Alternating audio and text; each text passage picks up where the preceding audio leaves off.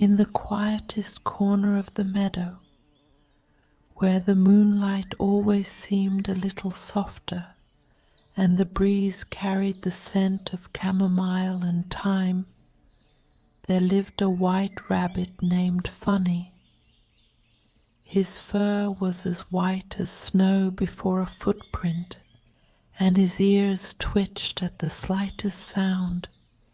He had once been the most playful of his litter, curious, affectionate, and filled with delight at the simplest things, the shadow of a butterfly, the rhythm of raindrops, the way a dandelion seed floated on the wind. But all of that changed one spring morning. Funny had been playing with his brothers just beyond the edge of the tall grass. They were chasing each other through tunnels of clover and laughing with the kind of joy only creatures who have never known fear can express. And then, with no warning, the sky split open with a sharp cry. A falcon, a streak of steel and shadow. It dove before any of them could move. Funny saw it all. One by one, it took his brothers. 3 screams, 3 moments, 3 absences. He hid beneath the roots of an old ash tree, his body pressed so tight to the earth that he thought he might become part of it. He didn't cry. He didn't scream. He froze.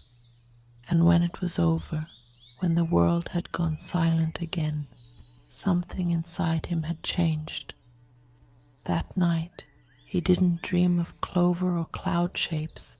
He dreamt of teeth, of claws, of golden fur and burning eyes. He dreamt of being a fox, a giant, elegant, intelligent fox, one with the power to outsmart hawks, to leap through trees, to strike back. From that moment on, Funny trained. He stopped playing. He stopped laughing.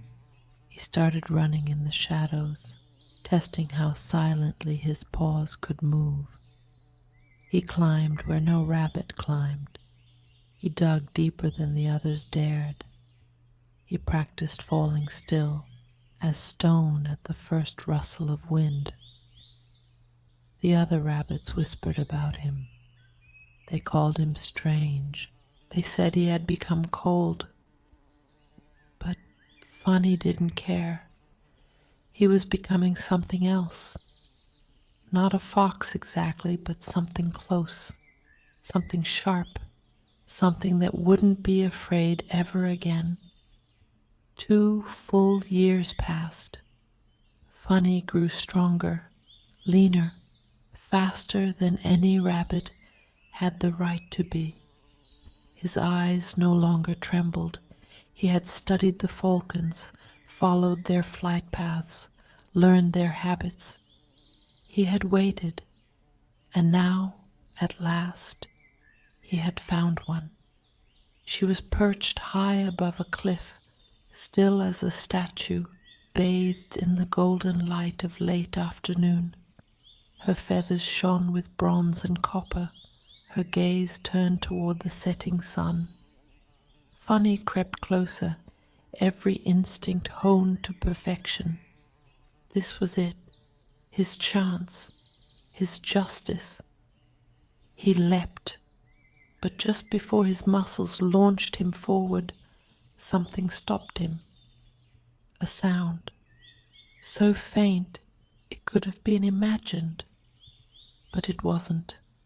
A peep, then another. He shifted slightly, and that's when he saw it. Beneath the falcon's wing, half sheltered from the cool air, sat 3 small eggs. One of them was cracking. A soft beak pushed its way into the world, and Funny, poised to kill, stood completely still. His heartbeat thundered. The falcon slowly turned her head and met his eyes. She did not attack. She did not flee.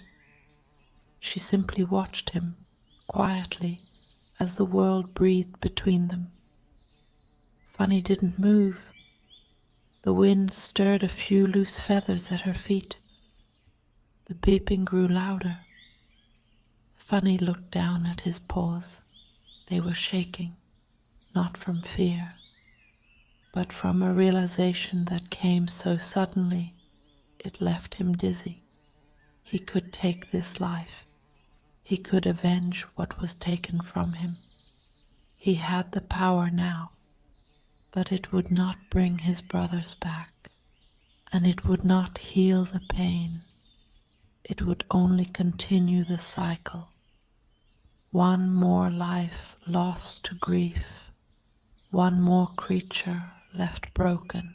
He had become so focused on becoming strong, so focused on never being vulnerable again, that he had forgotten how to feel anything else. He had turned himself into a weapon, not to destroy others, but to avoid ever being hurt again. And in doing so, he had nearly destroyed something innocent. Funny stepped back. The falcon did not stop him. She blinked slowly and lowered her head toward her chick. Funny turned and began the long walk home. He did not rush. He did not hide. He let himself be seen by the trees, by the sky, by the world he had tried so long to control. When he reached the meadow, he lay beneath the same ash tree where he had once hidden. The roots had grown, and so had he. He looked up at the stars, and for the first time in many seasons, he cried, not because he was broken, but because he was finally whole enough to feel again.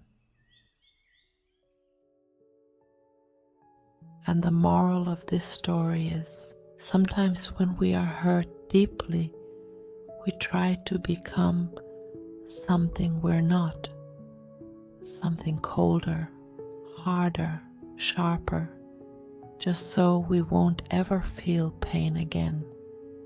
We imagine that if we're strong enough, nothing can ever touch us. But in protecting ourselves from pain, we also protect ourselves from life, from love, from joy, from peace. The true strength is not in becoming a predator, but in remaining soft in a world that once wounded you, and in choosing, despite everything, to live fully instead of hiding forever.